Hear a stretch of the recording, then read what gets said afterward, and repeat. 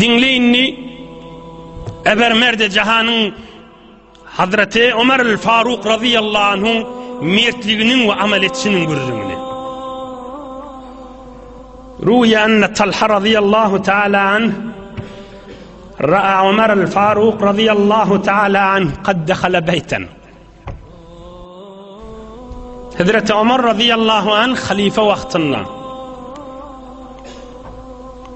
halafet vaktinde ağır işler dünya Müslümanının ağır yükünü boyundan alan zamanında barıp Mısır'da bir hakimin birinin oğlu bir kärger adamı şallak bilen vuranına Mısır'daki duran fermandar hakimi çağırıp gözünün aldığına vurdurup edip biriyen büyük adam be.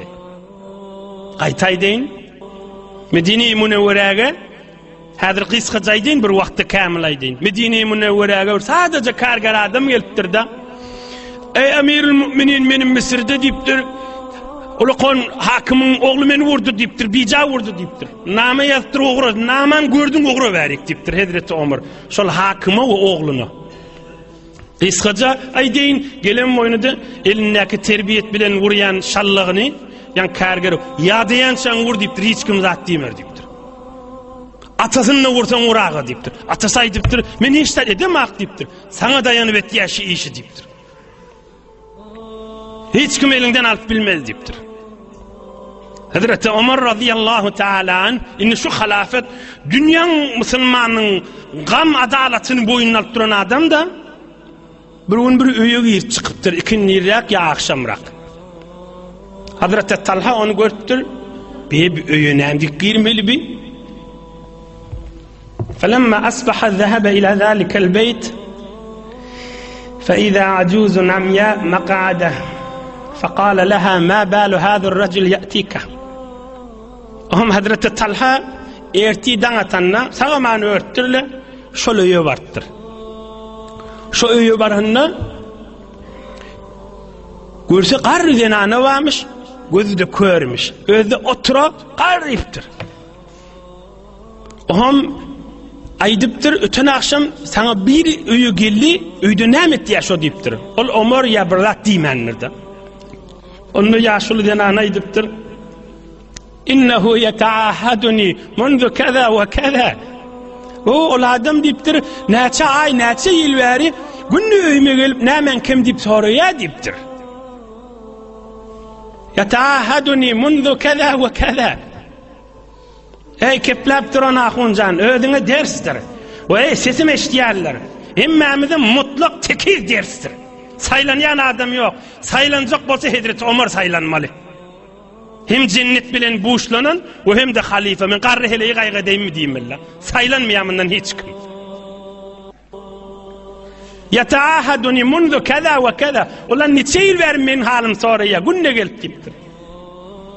Ve yukhricu annil aza. Hiç de öyün işi yok bolsa öyüm süvürk diye deyiptir. Hiç de öyde iş yok bolsa öyüm süvürk diye deyiptir. Hiç de öyde iş yok bolsa öyüm süvürk diye deyiptir. Hiç de öyde iş yok bolsa öyüm süvürk diye deyiptir. İne hulqu, ine hilmu, ine hal, ine devlet, ine nusrat ve ikbal, ine himmet, ine hullat, ine kar, ine tebiyeti sultanı ebrar. Hazreti Safallah yarişan etti. Ahlak deyip mına deysen ay deyiptir. Gayrat deyip mına deysen deyiptir. İş etmek deyip mına deysen deyiptir. Muhammed Peygamber'in iyine düşmek deyip mına deysen deyiptir. Şanslı adam deyip mına deysen deyiptir. İş bitirmek deyip mına deysen deyiptir.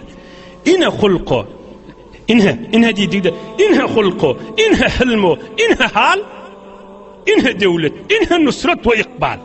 Şans gelen metmi, inhe himmet, inhe hullat, inhe kar, inhe tebiyeti sultanı ebrar. Ana ahlakşı, inhe Müslümançılıkşı, inhe gayratşı, inhe ahunçılıkşı, inhe muallatçılıkşı, inhe adançılıkşı, inhe Allah Allah demekşi, inhe sofuçılıkşı, inhe soğavi işetmekşi, inhe ahiretin gaygıtmekşi, inhe ulukon iş bitirmekşi. Ne mayıstan aydı ver deyiptir. İne Peygamberimizin kadam kadam izine düşmekşi. 360 sünkü adamın bu 360 sünküne göre de yaxşılık etmek Allah-u Zülcelal yaşayışınızı nurdan doldurup yaşayışınızı nuru imandan doldurup nuru iman bilen mahşer meydanına girmek hem bana nasip etsin.